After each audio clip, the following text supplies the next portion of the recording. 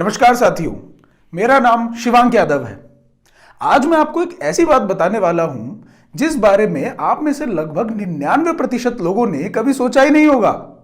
दरअसल आप लोग अभी तक यही सोचते हैं कि भारत एक स्वतंत्र देश है और आप एक आजाद देश के अंदर रहते हैं। आप जो मन में आए वो कर सकते हैं, जो मन में आए वो व्यवसाय कर सकते हैं। अगर कोई व्यवसाय नहीं करना तो जो मर्जी किसी भी कंपनी में नौकरी कर सकते हैं।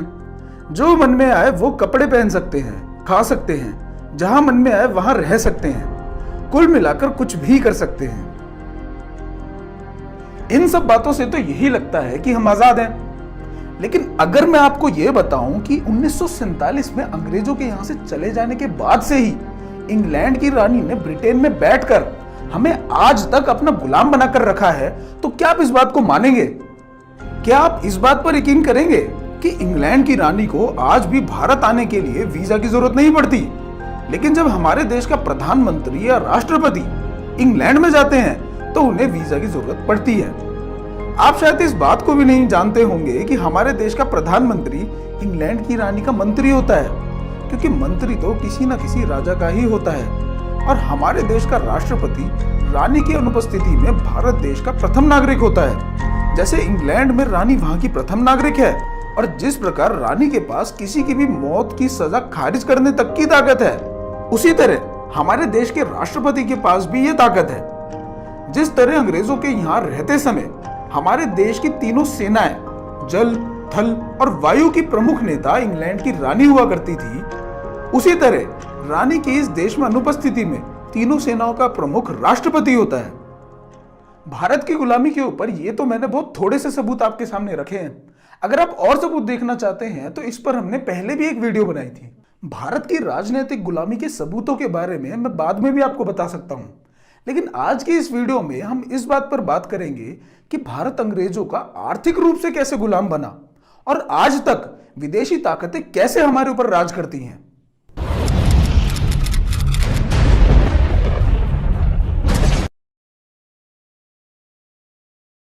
आज के समय में भारत देश में रहने वाले लोग इस देश को बहुत ताकतवर, सुखी और समृद्ध देश मानते हैं। लेकिन बहुत कम लोग इस बात को जानते हैं कि असलियत में भारत तो समृद्ध उस समय था जब तक भारत में अंग्रेजों के कदम नहीं पड़े थे।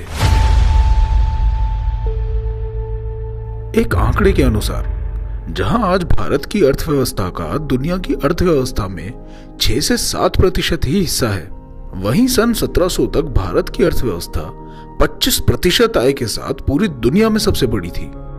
मतलब कि एक तरह से दुनिया में कुल मिलाकर जितनी भी पूंजी का उत्पादन हो रहा था, उस पूंजी का 1/4 उत्पादन भारत में हो रहा था। जब भी कभी भी किसी इतिहासकार से यह सवाल पूछा जाता है कि भारत को सोने की चिड़िया क्यों बोला जाता था या भारत पहले इतना समृद्ध कैसे था, तो उनके पास कोई सटीक जवाब तो होता नहीं। घुमा फिराकर एक ही बात बोल देते हैं कि भारत एक कृषि प्रधान देश था, इसीलिए हम समृद्ध थे। लेकिन यह एक बिल्कुल गलत विश्लेषण है। असलियत में भारत एक कृषि केंद्रित और उद्योग प्रधान देश था।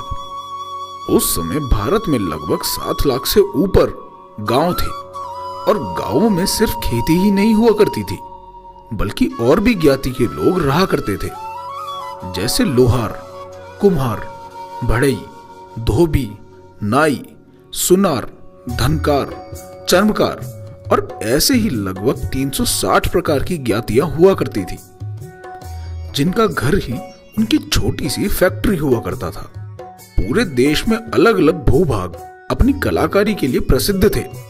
जैसे कहीं किसी जगह की मिट्टी की सुराही बहुत प्रसिद्ध थी, तो कहीं के सोने के गहने, कहीं का ताला प्रसिद्ध था तो कहीं का रेशम, कहीं की चमड़े की चप्पल प्रसिद्ध थी तो कहीं की जूती। अपने इन्हीं उत्पादों को भारत से बाहर बेचकर यहाँ के लोग विदेशों से बदले में सोना या चांदी ले आया करते थे। इसीलिए भारत को सोने की चिड़िया कहा जाता था। हमारे देश में राजा अगर अपनी प्रजा पर कर भी लगाया करते थे तो वह कर अनाज के रूप में लगाया जाता था, जिसे देशवासी बड़ी आसानी से दे दिया करते थे, क्योंकि अनाज की पैदावार तो गांव के अपने हाथ में होती थी और अगर कभी सोने या चांदी में कर लिया भी गया तो राजा को साल भर में धर्म और जन कल्याण कार्यों में खर्चना पड़ ही जाता था, जिससे वह धन फिर से जनता के पास आ जाया करता था। यहाँ तक कि राजा हर्षवर्धन के बारे में तो यह बताया जाता है कि वे हर वर्ष अपना सारा खजाना लोगों में बांट दिया करते थे। इस प्रकार की व्यवस्था मुगल काल तक भी चलती आ रही थी। लेकिन जैसे जैसे अंग्रेज भारत की सत्ता पर काबिज होते चले गए, वैसे वैसे उन्होंने एक बहुत ही क्रूर और अमानवीय व्यवस्था हमारे देश में लागू करना शुरू कर दी।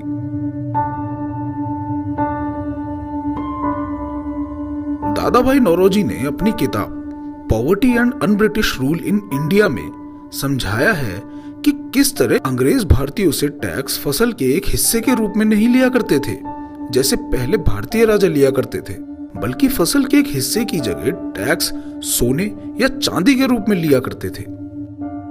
अंग्रेज ये बात जानते थे कि अगर भारतीयों से टैक्स फसल के रूप में वसूला तो वह कैसे न कैसे करके उसे चुका ही देंगे, क्योंकि फसल उगाना उनके हाथ में है।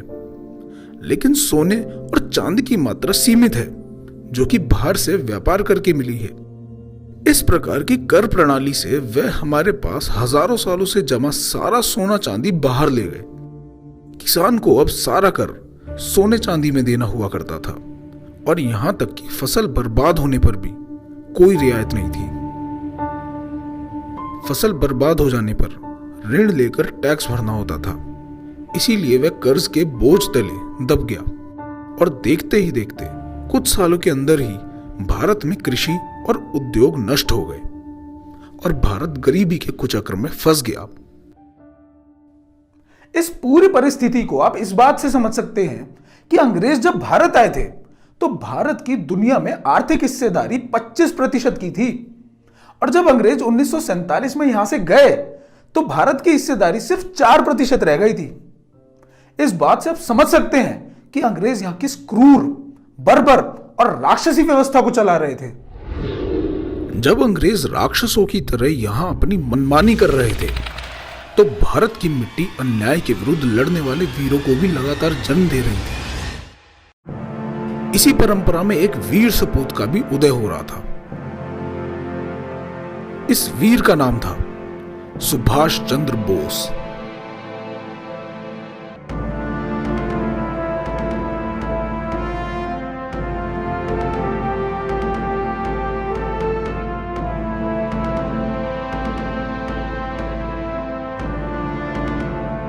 सन 1940 में अंग्रेज इस बात से बहुत खुश हो रहे थे कि उन्होंने देश के एक बड़े नेता सुभाष चंद्र बोस को हाउस अरेस्ट कर लिया है।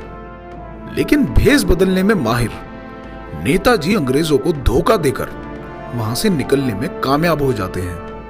हाउस अरेस्ट से निकलने के बाद पूरी दुनिया में सिर्फ एक ही ऐसी जगह थी जहां नेताजी जल्दी से जल्दी पहुंचना चाहते थे, और वो जगह थी जर्मनी। नेताजी जर्मनी इसलिए जाना चाहते थे क्योंकि उन्होंने खुद यह करिश्मा देखा था कि किस तरह प्रथम विश्व युद्ध में पूरे तरह से बर्बाद जर्मनी हिटलर के नेतृत्व में सिर्फ 2 सालों के अंदर ही दुनिया की महाशक्ति बनने वाला था। नेताजी हिटलर से मिलना चाहते थे ताकि अंग्रेजों के विरुद्ध हिटलर भारत की मदद कर दे। लेकिन ऐसे किसी का भी जाकर हिटलर से मिल लेना इतना आसान भी नहीं था, और वो भी किसी भारतीय का जो कि जर्मनों के मायने में अंग्रेजों का भेजा हुआ जासूस हो सकता है। काफी समय तक नेताजी जर्मन अफसरों के बीच ही उठते बैठते रहे ताकि उनका विश्वास जीत सके, और देखते ही देखते नेताजी और जर्मन अफसरों के बीच अच्छी खासी दोस्ती भी हो गई। वे समझ गए थे कि यह कोई जासूस नहीं है बल्कि एक सच्चा देशभक्त है जो अपने देश को अंग्रेजों से बचाने के लिए एक मजबूत देश से मदद मांगने के लिए आया है। नेताजी का धैर्य और मेहनत रंग लाई। जिस पल का इंतजार नेताजी बहुत समय से कर रहे थे, आखिर वो आ ही गया। अफसरों ने नेताजी की मुलाकात हिटलर से करवाई। यह एक ऐतिहासिक क्षण था कि दुनिया के एक शक्तिशाली देश जर्मनी के शासक से एक दूसरे देश भारत का एक इतना बड़ा नेता मिलने आया हो।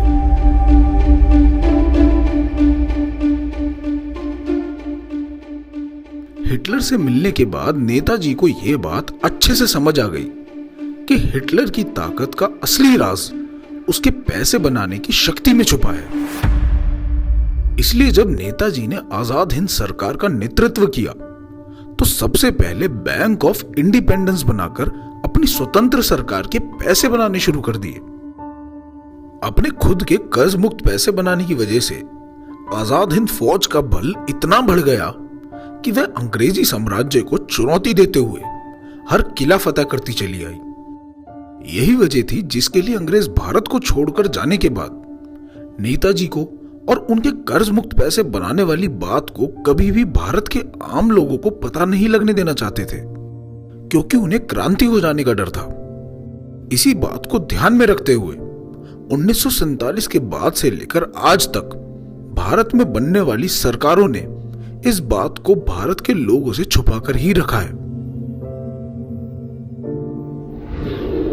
ये हमारे देश की आज की गुलाम सरकार नेताजी की उन फाइलों को तो बड़ी आसानी से खोल देती है जिनमें कुछ बहुत ज्यादा महत्वपूर्ण नहीं है, लेकिन ये लोग उन फाइलों को कभी नहीं खोलेंगे जिसमें नेताजी के अपने खुद के पैसे बना लेने की बात है। आज के धर्मस्य मूलमर्ता के एपिसोड में बस इतना ही। अगले एपिसोड में हम यह देखेंगे कि अंग्रेजों के यहां से चले जाने के बाद बैंकर्स ने किस तरह भारत के ऊपर अपना शिकंजा कसना शुरू किया और क्यों इंदिरा गांधी ने बैंकों का राष्ट्रीयकरण कर दिया था। तो साथियों, मिलते हैं अगले एपिसोड में। तब तक के लिए नमस्कार, जय हिंद।